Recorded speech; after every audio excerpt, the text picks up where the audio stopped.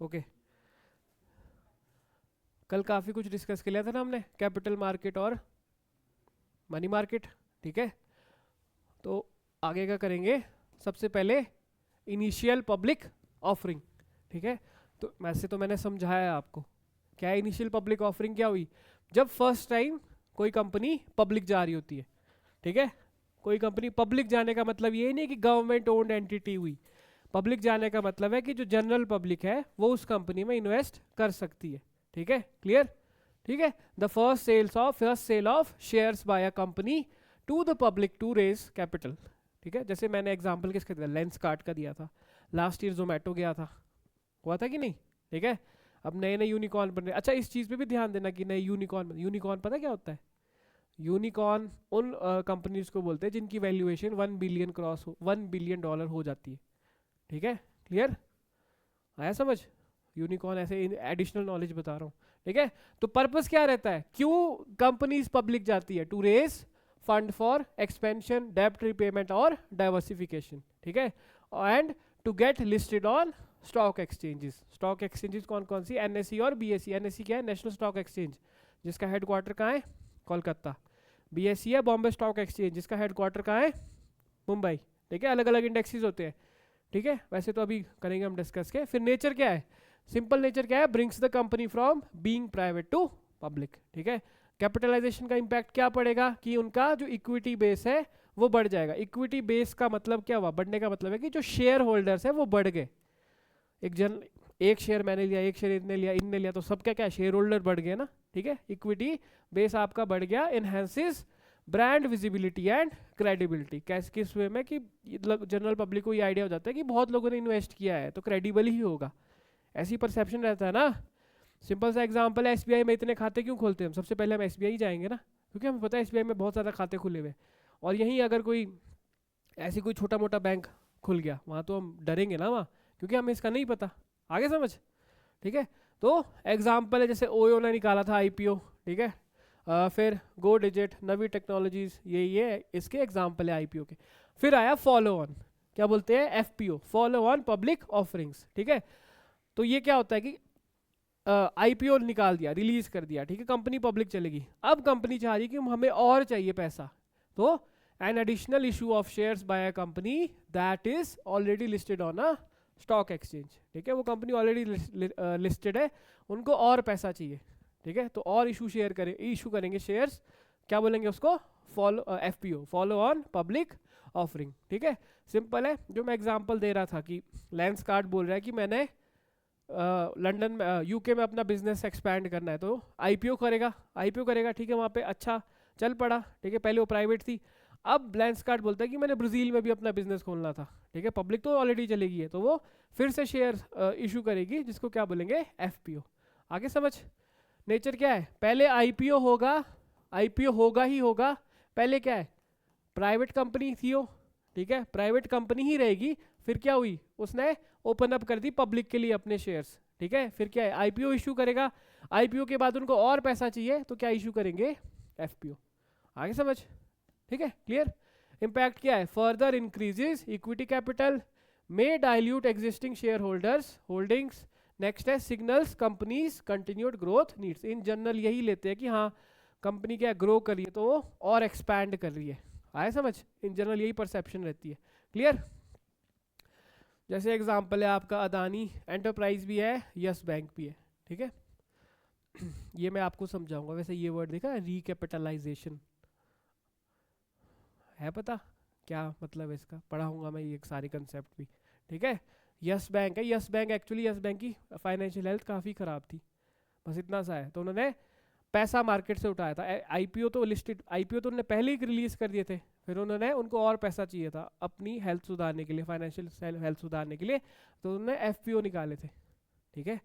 फिर जो पैसा उन्होंने एडिशनल रेज किया था उसको अपनी हेल्थ ठीक करने के लिए अच्छी जगह इन्वेस्ट किया था, ताकि वो फिर रिटर्न दे पाए, ये मोटिव था, ठीक है, क्लियर।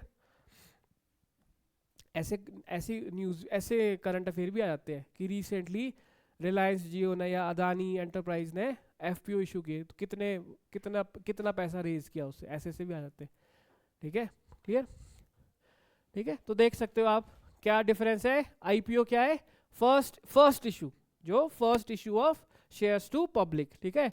और एफपीओ क्या हुआ, सब्सिक्वेंट, कितनी भी बार कर सकता है वो फिर, ठीक है। 6 महीने मैंने कर दिया, 6 महीने बाद और कर दिया इशू, ठीक है। वो क्या हुआ, एफपीओ, ठीक है।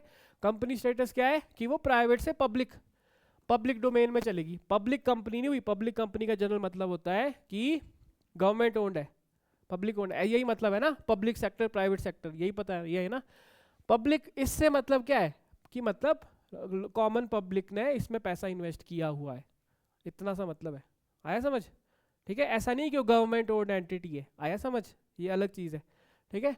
और एफपीओ क्या है, वही जो ऑलरेडी पब्लिक होगी उसमें और पैसा डाल दिया, ठीक है। आई होप आपको आ गया है समझ, अब आ गया ना समझ, क्लियर।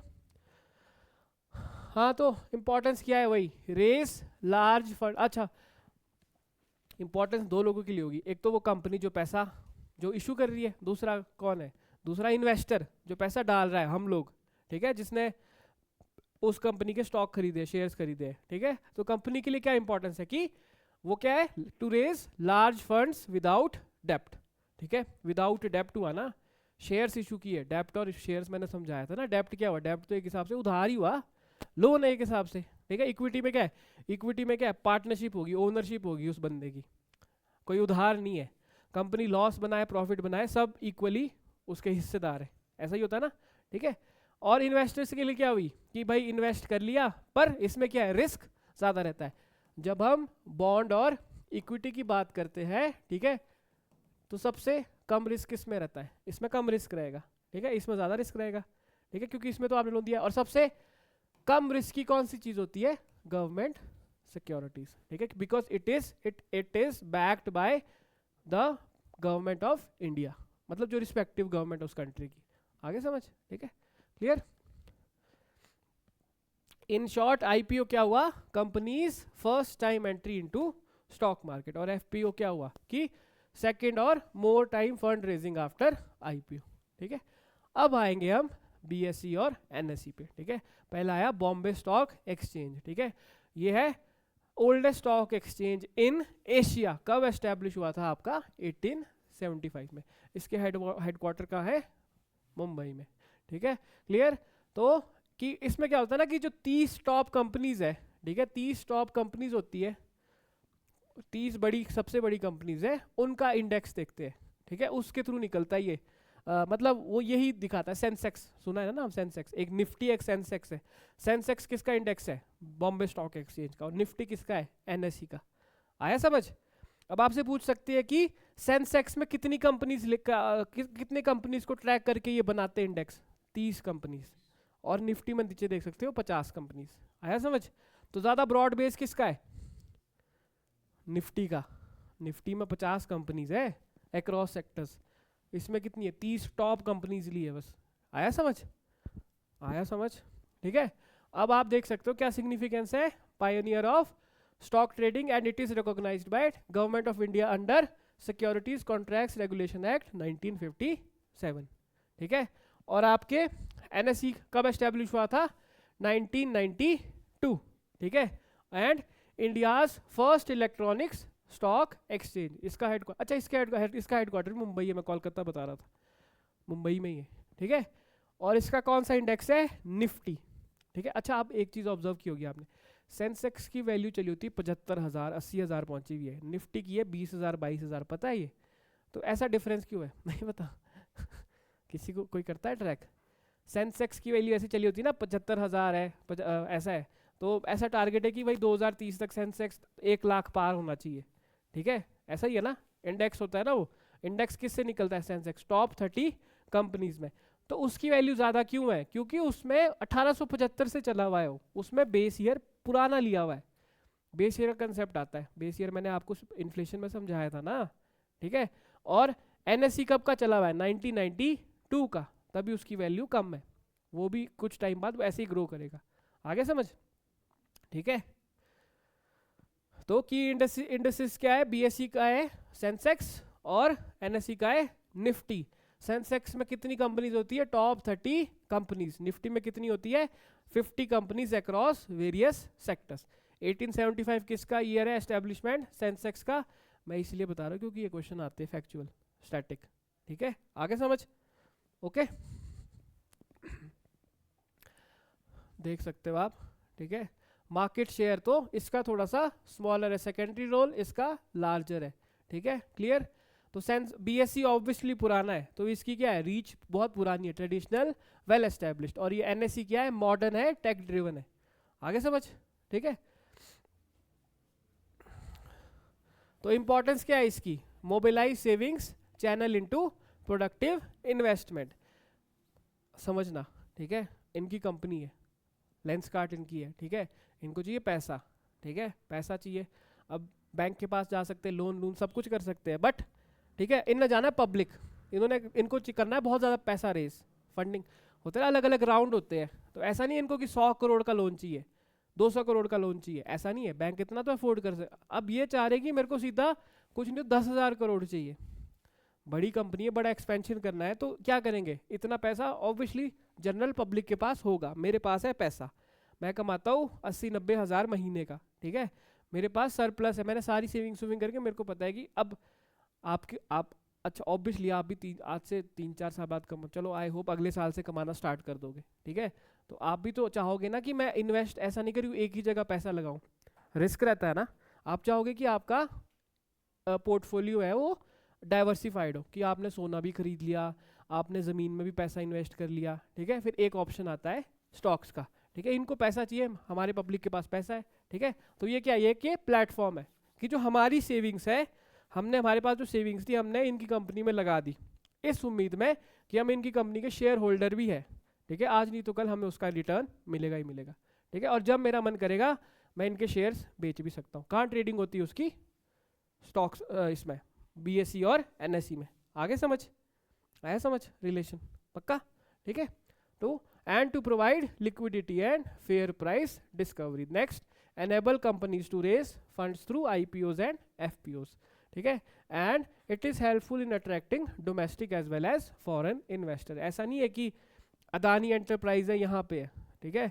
अगर यूएसए में बैठे सिटीजन को लग रहा है कि अदानी ग्रो कर रहा है, तो वहाँ बैठ के वो यहाँ की इस अदानी के शेयर्स खरीदेगा, पैसा आएगा ना अदानी के पास, आएगा कि नहीं। तो क्या है, ये अट्रैक्ट किस में हेल्प करता है, attract domestic as well as foreign investors, ठीक है। और बीएसई और एनएसई में सबसे पुराना कौन है, सेंसेक्स, बीएसई है, ठीक है। आगे समझ क्लियर। अच्छा अब आए, ये अलग चीज़ है, वो उसमें क्या किसका करे थे हम, स्टॉक्स का करे थे ना, स्टॉक्स एंड शेयर्स की ट्रेडिंग हो रही थी। अब आया कॉमोडिटी एक्सचेंजेस इन इंडिया, वो तो स्पेकुलेशन पे ही चला है आपका, चला है कि नहीं, ठीक है, कि शेयर प्राइस बढ़ रहा है घट रहा है, ठीक है, शेयर बेच रहे हो आप खरीद रहे हो, ऐसा ही है ना, ठीक है। अब आया कॉमोडिटी का मतलब है कोई कॉमोडिटी का मतलब कोई आइटम है, कोई आइटम आपने ली है, उसके बेसिस पे आप ट्रेडिंग कर रहे हो, ठीक है। जैसे एग्जांपल है गोल्ड, ठीक है, गोल्ड हो गया, जैसे आपका क्रिप्टो है, ठीक है, ये क्या हुई आपकी कॉमोडिटीज हुई, ठीक है, क्लियर। कॉमोडिटी एक्सचेंज क्या हुई, organised market place where traders buy sell commodities and their derivatives, ठीक है। डेरिवेटिव्स क्या हुए, फ्यूचर्स एंड ऑप्शन।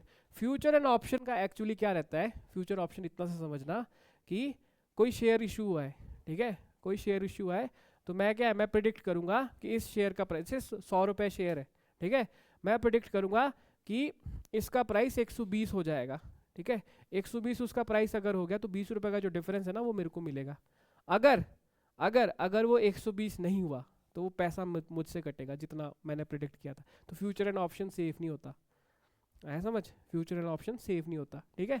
तो कॉमोडिटीज कौन कौन सी होती है, एग्रीकल्चरल भी होती है, वीट राइस कॉटन शुगर, ये सारी कॉमोडिटीज है ना। मेटल्स का मैंने बताया था, गोल्ड है, ठीक है, गोल्ड है, सिल्वर है, कॉपर, एल्यूमिनियम है, सिमिलरली एनर्जी है। तो इन सब की क्या है, इसमें ट्रेडिंग होती है, बाइंग सेलिंग होती है, आया समझ, लगा पता कॉमोडिटी में, ठीक है। उसमें तो कंपनीज के शेयर्स थे बस, ठीक है, इसमें क्या कॉमोडिटीज होगी रियल टाइम में, ठीक है, क्लियर। तो मेजर हमारे कॉमोडिटी एक्सचेंजेस कौन से, एक है एमसीएक्स, एमसीएक्स क्या है, मल्टी कॉमोडिटी एक्सचेंज। किस किस को नहीं पता था कि ऐसा भी होता है, निफ्टी सेंसेक्स तो सबने सुना होगा, इसका पता था, नहीं था पता, ठीक है। तो मेजर कॉमोडिटी एक्सचेंजेस कौन से है, एमसीएक्स, ये कहाँ पे इसका एस्टेब्लिश हुई है, 2003 में इन मुंबई, ठीक है। Largest commodity derivatives exchange in India. इसमें किस किस कौन कौन सी चीज़ें ट्रेड होती है, आपकी प्रेशियस मेटल, गोल्ड, सिल्वर और बेस मेटल्स। बेस मेटल्स कौन से, वही जिंक और कॉपर, ठीक है। फिर नेक्स्ट है आपका, हाँ कौन रेगुलेट करता है, सेबी, सेबी ही रेगुलेट करता है इनको भी। फिर आया आईईएक्स, आईईएक्स है इंडियन एनर्जी एक्सचेंज। तो एनर्जी आ गया तो ऑब्वियसली यहाँ पे क्या पेट्रोल ये सब होगा, पेट्रोल नेचुरल गैस इनकी वो होती है, ठीक है, पावर एंड एनर्जी ट्रेडिंग, ठीक है। यहाँ पे क्या क्या ट्रेड होता है आपका, electricity, renewable energy certificates and energy savings certificates. आगे समझ, ठीक है। अच्छा इसका एग्जाम्पल समझना, वैसे तो हाई लेवल चीज़ है बट पता होना चाहिए कैसी चीज़ें वर्क करती है, ठीक है। तो आपको पता है कि कई कंपनीज पे ना अलग अलग बाउंडेशंस होती है कि तुमने भाई इतना ही तुम पोल्यूशन क्रिएट कर सकते हो, ठीक है, इतना ही तुम इससे ज़्यादा करोगे तो तुम्हें पेनल्टी लगी, ऐसा ऐसा ऐसा होगा ना।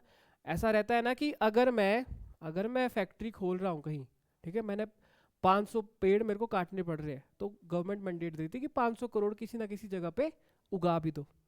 समझ रहे हो मेरी बात, ठीक है। इसको बोलते हैं वैसे कॉर्पोरेट सोशल रिस्पॉन्सिबिलिटी। और अलग अलग चीज़ें ऐसे ऐसे लिमिटेशंस भी है, लिमिटेशंस नहीं अच्छा भी है, तुम एनवायरनमेंट को नुकसान पहुंचा रहे हो, वहाँ पे फैक्ट्री भी खोल रहे हो, तो उसकी भरपाई के लिए तुम पैसा भी पे करो और साथ में फिर से पेड़ भी उगाओ, जो कि अच्छी चीज़ है कि नहीं, ये चीज़ आ गई समझ, ठीक है। तो सिमिलरली मैं आपको इससे बता रहा हूँ रिन्यूएबल एनर्जी सर्टिफिकेट से, ठीक है। तो मैं हूँ मेरे ऊपर गवर्नमेंट ने ये लिमिटेशन दी है कि आप अगर 500 लीटर पेट्रोल यूज़ कर रहे हो, ठीक है, 500 लीटर आप, नहीं ये भी छोड़ दो आप, ठीक है, अगर आप से 50 वाट बिजली यूज़ कर रहे हो, ठीक है, और आप डीजल जनरेटर से वो जनरेट कर रहे हो, ठीक है, तो आप मैंडेट लगा दी गवर्नमेंट पे कि आप कुछ नहीं तो 10 वाट आपको ग्रीन एनर्जी भी यूज़ करनी पड़ेगी, मतलब सोलर एनर्जी, ये सब ऐसा ही होगा ना, ठीक है।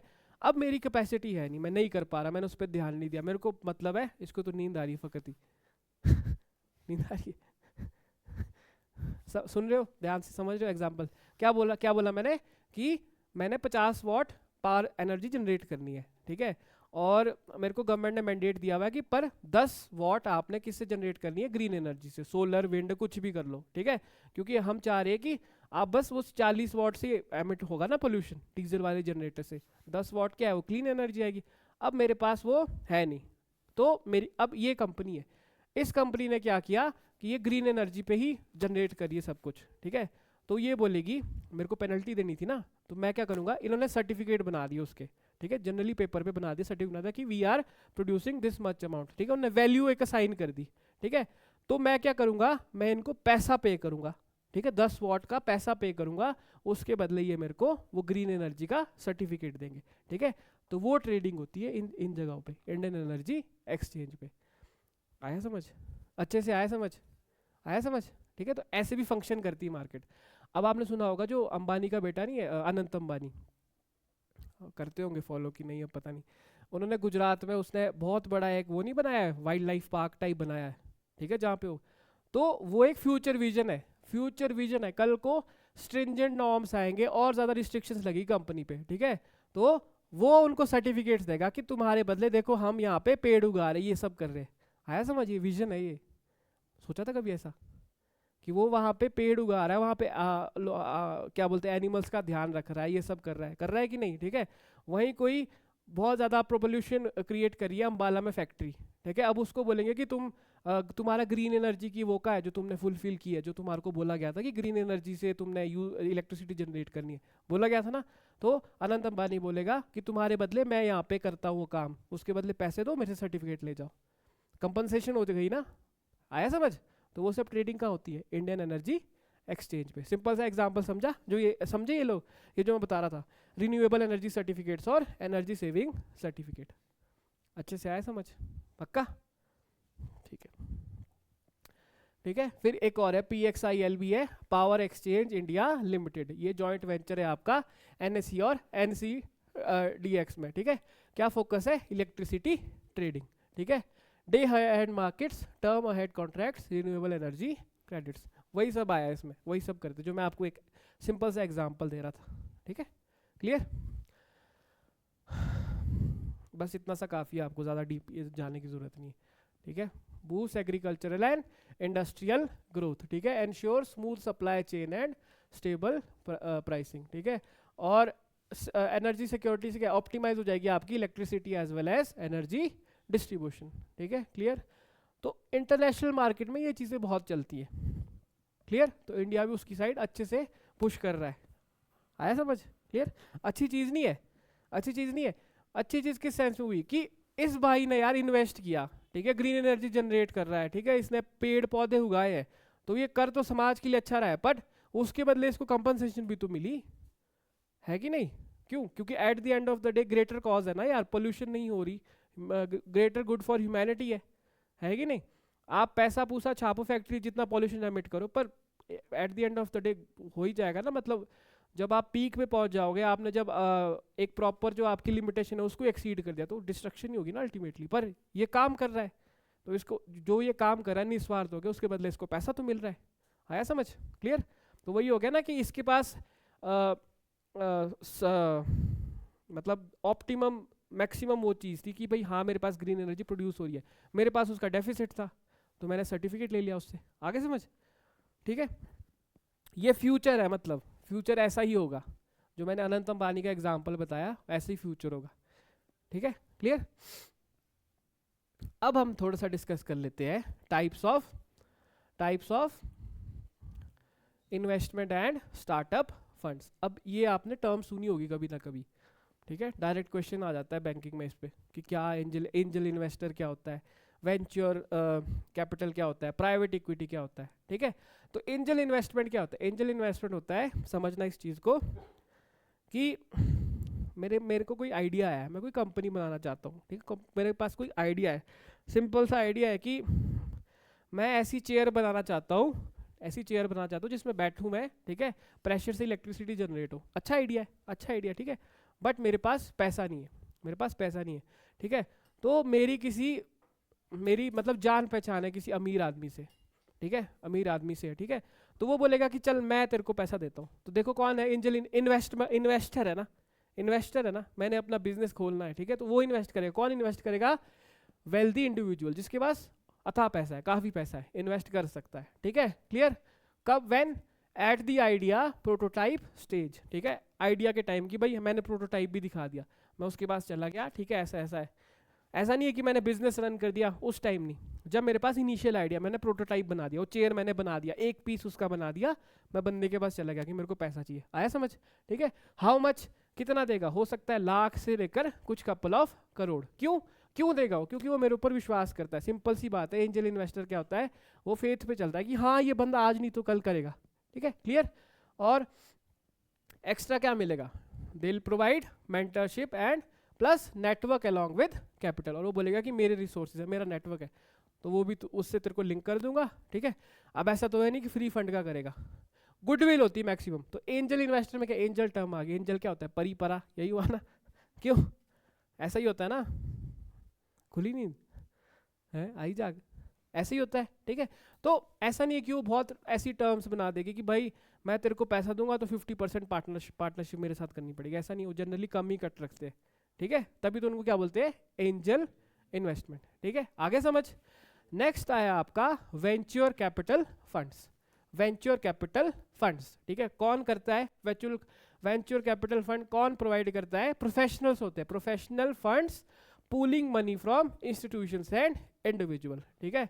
इसका मतलब है कि इनकी कोई प्राइवेट कंपनी है, ठीक है, मैं इंडिविजुअल हूँ, मैंने पैसा अपना लगाना है, ठीक है, मतलब मेरे पास है पैसा, मैं चाह रहा हूँ कि मेरा कोई बंदा है, मेरे को 21 दिन में डबल करके दे, समझ रहे हो? वो वाला एग्जाम्पल आया याद, 21 दिन में डबल, तो वो क्या हुआ? वेंचर कैपिटल फंडिंग ही है, आया समझ, कि अक्षय कुमार अपना पैसा ले जाता है, ठीक है, तो मैं वो कौन है? इंडिविजुअल। और वेंचर कैपिटलिस्ट कौन थी? बिपाशा बासु, ठीक है, उसका था कि 21 दिन में मैं डबल करके दूंगी पैसा, आया समझ। तो ये है, हाँ 25 दिन में, 21 दिन में, 25 दिन में पैसा डबल, ठीक है, क्लियर, आ गया समझ। हु कौन और व्हेन कब करता है? Early growth stage, when startups show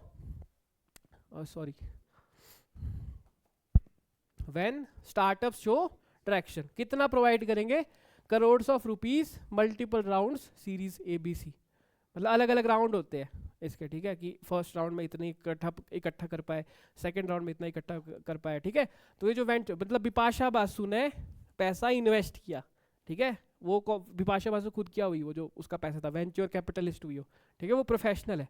वो पैसा डालेगी ऐसी जगह पे जहाँ से उसको रिटर्न आएगा, तो वो थोड़ा सा कट लेके रखेगी विपाशा, बाकी वो हमें दे देगी डबल करके, ऐसा ही होगा। है समझ? ठीक है, क्या बोलेंगे उसको? Venture capital funding. ठीक है, पर ये हाई रिस्क होती है, बात ये इसमें भी वही हाई रिस्क हाई रिटर्न, जितना ज़्यादा रिस्क लोगे उतना ज़्यादा रिटर्न मिलेगा, सिंपल सा इसका ये फंडा रहता है। क्लियर? ठीक है, तो वो बदले में क्या चाहते हैं, जिस कंपनी में इन्वेस्ट करते हैं बदले में क्या चाहते हैं, वो एक्सपेक्ट करते हैं कि उनको शेयर्स भी मिलेंगे, शेयर्स मिलेंगे साथ में मतलब काफ़ी ज़्यादा पैसा भी मिलेगा जब उसे एग्जिट करेंगे। कल को कंपनी जिसमें इन्वेस्ट किया था वो प्राइवेट पब्लिक जा रही है, पब्लिक जा रही तो आईपीओ के पैसा आएगा ना, ठीक है, तो वो शेयर्स उनके पास भी जाने चाहिए और पैसा भी आएगा उनके पास, जो ये वेंचर कैपिटलिस्ट है। फिर वो आगे डिविडेंड बना के अपना काट कूट के फिर वही है वो अक्षय कुमार को पे कर देंगे। आगे समझ? ठीक है, नेक्स्ट है आपका प्राइवेटी इक्विटी फंड्स। देखो इक्विटी क्या था, पब्लिक था वो वाला जो मैंने बताया था कि आईपीओ आएगा, आईपीओ से पब्लिक होगी, ठीक है, उसमें क्या था, पब्लिक जा रहा था। ठीक है, अब ये टर्म है प्राइवेट इक्विटी फंड। कौन है ये, कौन है प्राइवेट इक्विटी फंड? कौन है? बड़े बड़े इंस्टीट्यूशनल इन्वेस्टर्स। ठीक है, कब फंड करते ये, कब फंडिंग करते हैं? जब आपकी जो कंपनीज है जिनको पैसा चाहिए, ठीक है, उनको मेच्योर कंपनीज है, बड़ी कंपनीज है, जब वो चाह रही है कि हमने थोड़ी सी रीस्ट्रक्चरिंग करनी है, हम अभी थोड़े लॉस में जा रहे हैं, वेल एस्टेब्लिश कंपनी है कोई, ठीक है, उनको पैसे की ज़रूरत है, ठीक है, तो कोई प्राइवेट इंडिविजुअल है वो उसमें इन्वेस्ट कर देगा। ठीक है, बदले में ऐसा नहीं कि फ्री का करेगा। ठीक है, तो हाउ मच क्या है, ये बहुत बड़ी इन्वेस्टमेंट करेंगे, very large investment of hundreds और थाउजेंड्स ऑफ करोड़। ठीक है, why? To improve company performance and sell later at profit. आगे समझ? ठीक है, मतलब वो जो कंपनी है, जो मेच्योर कंपनी है, जैसे बेस्ट एग्जांपल देता हूँ यस बैंक का, यस बैंक की काफ़ी बुरी हालत थी। ठीक है, क्योंकि यस बैंक के जो मतलब था परिवार वाला भी इशू था, और जो उसका जो एमडी या सीईओ था वो ढंग से काम नहीं कर रहा था, मतलब पर्सनल फैमिली बेनिफिट्स के लिए सब कुछ कर रहा था, तो नीचे स्केल तक प्रॉपर काम नहीं, मतलब बहुत ज़्यादा डेप्ट हो गया था, 20-30 हज़ार हो गया था। ठीक है, अब एग्जाम्पल देना यस बैंक है, यस बैंक को अब मेच्योर कंपनी है, बड़ा बैंक है, बहुत बड़ा यूजर बेस है और बहुत ज़्यादा कैपिटल इन्वॉल्व है उसमें, है कि नहीं, मतलब लाखों करोड़ है, मतलब लैक्स ऑफ करोड़ है। ठीक है उसमें, तो अब उनको क्या है, उनको ठीक करना है अपना काम। ठीक है, ठीक करना है, तो कोई प्राइवेट कंपनी है, से प्राइवेट कंपनी जेपी मॉर्गन का नाम सुना होगा, जेपी मॉर्गन एक और बैंक है, वो बोलेगा कि चल हम पैसा प्रोवाइड करते हैं। ठीक है, तो यस बैंक क्या है, अपना वो सारा कुछ ठीक करेगा और जब प्रॉफिटेबल हो जाएगा तो उनको वो पैसा वापस देगा, पैसा वापस देगा और अच्छा प्रॉफिट भी देगा। आगे समझ? Private equity fund, private individual मतलब लार्ज इंस्टीट्यूशनल इन्वेस्टर्स। आगे समझ? तीनों में लग गया पता? एंजल इन्वेस्टमेंट लग गया, ठीक है, फिर क्या पढ़ाया हमने, वेंचर कैपिटल, फिर आया प्राइवेट इक्विटी, अब आया हेज फंड। हेज फंड भी एक टर्म है। हेज फंड क्या हुआ, कौन है hedge funds? Pools of money from wealthy investors and institutions. Venture capital में क्या था, वेंचर कैपिटल में हम छोटे छोटे इंडिविजुअल हमने पैसा दिया था ना किसी बड़ी कंपनी को भरोसे से, तब जाके उसका यूजर बेस बढ़ा था। इसमें क्या है, इसमें हेज फंड में क्या है कि जो बड़े बड़े अमीर ज़्यादा होते हैं, वेल्दी इन्वेस्टर इंस्टीट्यूशंस है, ठीक है, ये अपनी मनी पूल करते हैं। ठीक है, और कहाँ इन्वेस्ट करते हैं, across markets, equities, commodities, currency, derivatives, अलग अलग जगह। मतलब मैं अंबानी हूँ, ये अदानी है, ठीक है, इसने हेज फंडिंग की कंपनी खोली है, मैंने 1000 करोड़ रखा अलग से, इसने भी 1000 करोड़ रखा, इनको प्रोवाइड कर दिया। ठीक है, इनको वेंचर कैपिटल में क्या है, छोटे से छोटा इन्वेस्टर आ रहा था, पर हेज फंड में क्या है, बहुत वेल्दी इन्वेस्टर है, अंबानी और अदानी है हम। ठीक है, हम वही बोल रहे हैं कि चल ठीक है, हमें रिटर्न से मतलब है, तो हेज फंड वाला बंदा क्या करेगा, जिसमें ज़्यादा रिस्क है, जिसमें ज़्यादा रिस्क है वहाँ इन्वेस्ट कर देगा, but at the end of the day loss हुआ तो इसको ही भरना पड़ेगा सब। आया समझ? आया समझ? फर्क लगा पता? हेज फंडिंग, वेंचर कैपिटल में क्या था, वो तो भाग गई थी भाग गई थी ना वो पाशा वसूस में। आया समझ? ठीक है, how much, very large amounts, global in nature, मतलब बड़ी बड़ी कंपनीज के नाम बताओ, ग्लोबल स्केल की कंपनीज का आपको बताओ। नेस्ले, नेस्ले का एग्जांपल आ रहा है, नेस्ले है, नेस्ले बड़ी कंपनी है ना बहुत, पूरे वर्ल्ड वाइड है। और फिर आप रख लो जिसकी मैगडी रख लो, मैगडी भी बहुत बड़ी कंपनी है ना। ठीक है, अब हो सकता है अब नेस्ले और मैगडी चाहते हैं अपना पैसा इन्वेस्ट करना है उन्होंने, ठीक है, तो हेज फंड में देंगे। हेज फंड वाला हो सकता है किसी अफ्रीका की किसी कंट्री में, कंट्री को ही उधार दे दे, है कि नहीं? आया समझ? क्या हुआ, वो हेज फंड हुआ। आया? स्केलेबिलिटी का फर्क है बस। ठीक है, why aim for short term aggressive profits, देखो यूजिंग रिस्की स्ट्रेटेजीज लिखा है ना यहाँ पे, रिस्की स्ट्रेटेजीज है, क्लियर आया समझ। तो सबसे ज़्यादा रिस्क किस में रहता है, हेज फंड्स में रहता है, ठीक है। एंजल इन्वेस्टर का तो ऐसा रहता है कि ऐसा नहीं है कि वो बोलेगा कि भाई मेरे को रिक्वायरमेंट है, से मेरे को रिक्वायरमेंट है 50 लाख की, तो एंजल इन्वेस्टर ऐसा नहीं बोलेगा कि तू 500 करोड़ ले जा ऐसा नहीं बोलेगा, 50 लाख है चल ले जा, तेरे को 50 लाख की जरूरत है चल ले जा, 50 लाख दे सकता हूँ मैं, आया समझ, क्लियर। फिर आए म्यूचुअल फंड। म्यूचुअल फंड क्या हुए, कौन इन्वेस्ट करता है, retail investors, pooling money managed by professionals. कौन करता है, कब करते हैं, ongoing, anyone can invest via SIP और लमसम। ये तो आपको एग्जांपल पता लगे। म्यूचुअल फंड क्या है कि कंपनी है, ठीक है, हमने उस म्यूचुअल फंड में पैसा डाला, ठीक है, वो अलग अलग जगह छोटे छोटे अमाउंट में इन्वेस्ट करेगी और अलग अलग जगह से वो, मतलब बहुत बड़े बड़े स्केल पे इमेजिन करो, फिर बहुत बड़ा बिजनेस रन होता है, आया समझ, ठीक है। सेम सी चीज़ें इंटरलिंक्ड है पर फर्क पता होना चाहिए, आया, ठीक है। मतलब जैसे ना जैसे समझो, जैसे SBI गोल्ड फंड है, म्यूचुअल फंड है, ठीक है। मैं आपको लाइव एग्जांपल बताता हूँ अभी, ठीक है, मैंने खुद इसकी सिप खरीदी हुई है। खरीदी क्या मतलब कटती है, ऐसा होता है, ठीक है, मैंने मतलब मंथली EMI होती है ना जैसे, ठीक है। तो जैसे ये देखो SBI गोल्ड डायरेक्ट गोल्ड, ये दिख रहा है आपको, ये दिख रहा है, ये है, ये SBI डायरेक्ट प्लान ग्रोथ है, ये है, ठीक है। अब इसमें इन्होंने साफ दिया हुआ है होल्डिंग्स, कि हमारी होल्डिंग्स क्या क्या है। अच्छा इसमें तो इसने एक ही होल्डिंग दी, कोई और बताता हूँ मेरे को, HDFC का है, ठीक है।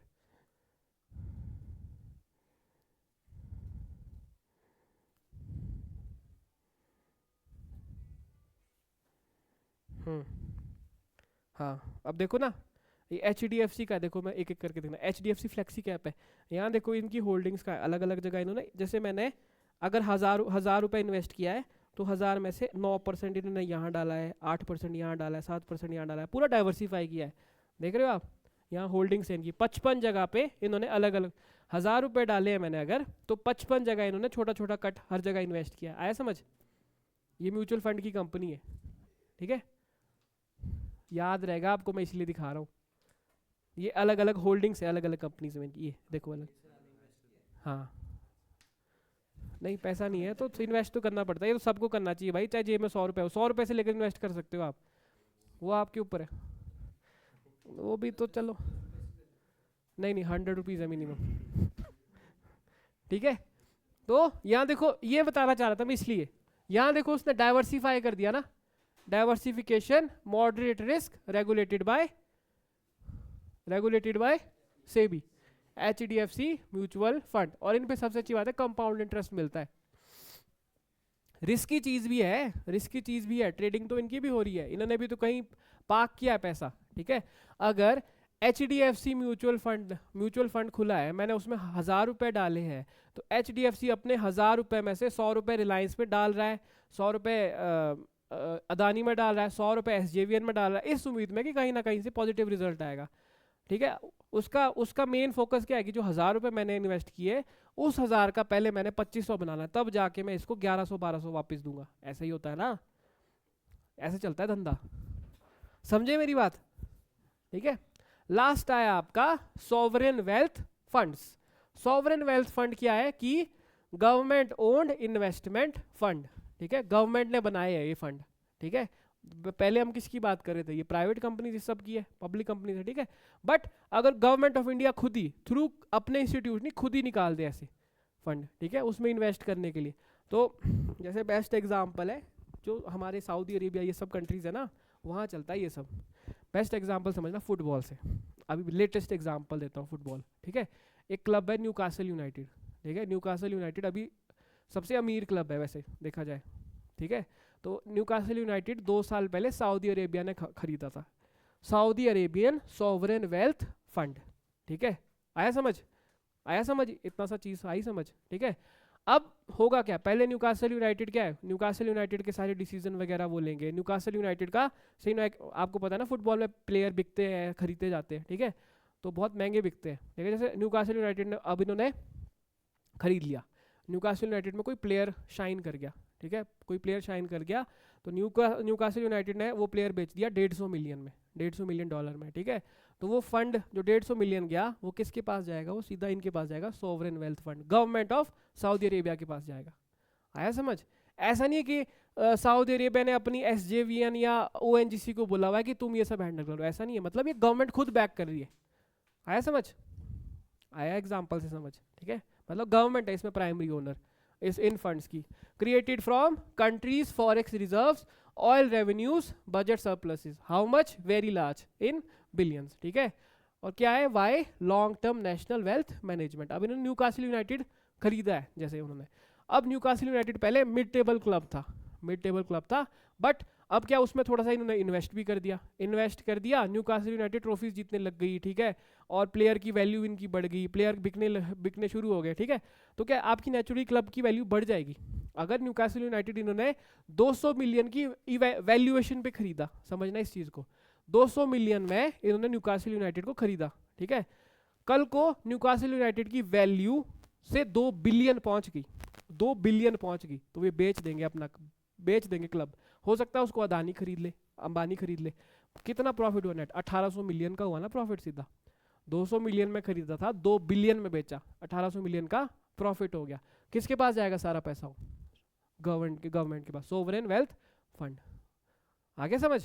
अच्छे, मैंने बेस्ट एग्जांपल, लेटेस्ट एग्जांपल समझाया आपको, आया समझ, ठीक है। तो इस चीज़ के लिए नाराज भी रहते हैं कि स्पोर्ट में, अब स्पोर्ट है, न्यूकासल यूनाइटेड है, क्लब कहाँ का, इंग्लैंड का क्लब है, ठीक है, इंग्लैंड का क्लब है। अब इस चीज़ से चिड़े रहते हैं कि भाई इतनी बड़ी बैकिंग से कौन लड़ पाएगा, क्योंकि मैक्सिमम क्लब्स का क्या सीन रहता है, फैन ओन्ड रहते हैं, हमारे जैसे फैंस होते हैं, वो उनने ओन किया होता है, उनके स्टेक्स होते हैं, ऐसा होता है यूजुअली। बट जब प्राइवेट इन्वेस्टमेंट अलग चीज़ है, प्राइवेट इन्वेस्टमेंट कितनी बड़ी होगी, उससे ऊपर तो गवर्नमेंट इन्वेस्टमेंट हुई ना, गवर्नमेंट इन्वेस्टमेंट तो बहुत ही बड़े स्केल पे होगी। अंबानी की कितनी वैल्यूएशन है, 100 बिलियन, 150 बिलियन, ऐसा ही है ना, उतना ही इन्वेस्ट कर सकता है। कितना इन्वेस्ट करेगा, 1 बिलियन, 2 बिलियन। अब सऊदी अरेबिया है, सऊदी अरेबिया का जो ये वेल्थ फंड है, इट इज इन ट्रिलियंस। क्या औकात है अंबानी की, आया समझ? या हमारी जो हम छोटे छोटे स्टेक होल्डर्स है, जो फैन ने, जिनने इन्वेस्ट किया हुआ क्लब पे, आया समझ, क्लियर। लास्ट आए पेंशन फंड। पेंशन फंड में यही है कि क्या है, कौन करता है, pools of retirement savings, retirement saving होती है, ठीक है। कौन करता, क्या प्लान क्या रहता है कि लॉन्ग टर्म रहती है, मैनेज्ड बाय फ्यूचर पे आउट। इसका एग्जांपल समझना, जैसे अभी नेशनल पेंशन स्कीम है कोई, ठीक है, पेंशन स्कीम में गवर्नमेंट ने बोला कि चल मेरी सैलरी 1 लाख है, गवर्नमेंट बोलेगी 1 लाख में से ना 10,000 हम पहले ही तुम्हारी सैलरी से काट देंगे, 10,000 काट के वो पेंशन फंड में डालेंगे, सुना होगा आपने, पेंशन फंड में डालेंगे। पेंशन फंड कौन मैनेज करे, कोई ना कोई मैनेज करे, जैसे कईयों की पेंशन फंड LIC मैनेज करता है, ठीक है। तो जो 10,000 LIC ने अपने फंड में लिए, LIC उसको इन्वेस्ट करेगा इस नीड में कि जब मैं रिटायर हो जाऊंगा मेरे 10,000 के बदले मेरे को 15-20 हज़ार मिलेगा महीने का। आगे समझ? तो इसको क्या बोलेंगे, पेंशन फंड। आया समझ, ठीक है। एक PFRDA है, pension fund regulatory development authority of India, तो उसके भी ग्रेड A की पोस्ट निकलती है, उसको भी आप दे सकते हो। वो यही सब काम करता है, वो रेगुलेट करता है पूरा कि पेंशन फंड इजीली अच्छे से यूज हो रहे कि नहीं हो रहे। आया समझ, ठीक है। नेक्स्ट आया आपका, हाँ, EPF बेस्ट एग्जांपल है, NPS फंड आ गया, नेशनल पेंशन सिस्टम फंड।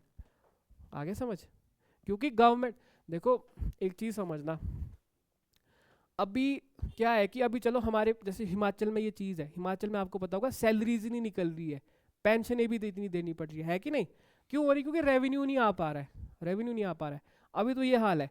आज से 40 साल बाद इंडिया में बहुत बूढ़ी जनसंख्या हो जाएगी कि नहीं, ठीक है, जिनको पालना पड़ेगा। अब वर्किंग पॉपुलेशन है तभी तो पैसा अर्न करेगा, वर्किंग पॉपुलेशन ही जब बेस कम हो जाएगा तो पेंशन पे खाने वाले ज़्यादा हो गए, तो फिर क्या है, कंट्री कैसे वर्क करेगी। तो अभी से लेकर हमारी कंट्री कहीं इन्वेस्ट करी ऐसी जगह कि पेंशन के टाइम उनको पैसा दे पाए।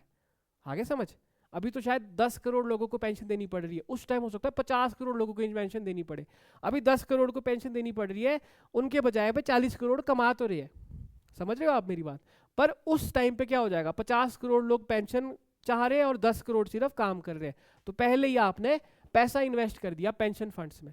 जो ये बड़ी बड़ी कंट्रीज है ना, ये जो यूरोप की कंट्रीज है, बड़ी तो क्या छोटी छोटी कंट्रीज है जो, तो इन्होंने 100-150 साल पहले ये सब कर लिया था, तभी तो इनकी एज्ड पॉपुलेशन है, तभी तो ये अपना बैठ के खा रहे हैं, तभी तो ये बोलते हैं 4 दिन काम करेंगे 3 दिन मजे मारेंगे।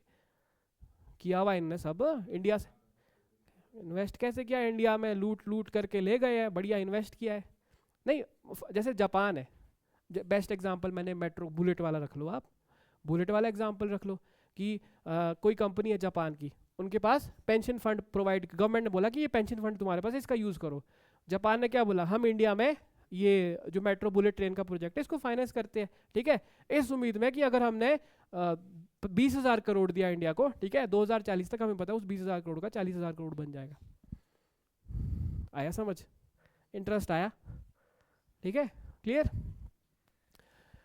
फिर बाद में लास्ट है आपके सोशल वेंचर फंड्स। कौन करता है, फंड प्लस एनजीओ, मतलब सोशल कॉजेज के लिए, एजुकेशन के लिए, हेल्थ के लिए, उस सब के लिए फंड जो इन्वेस्ट करते हैं, क्या बोलेंगे आपके सोशल वेंचर फंड, ठीक है, क्लियर।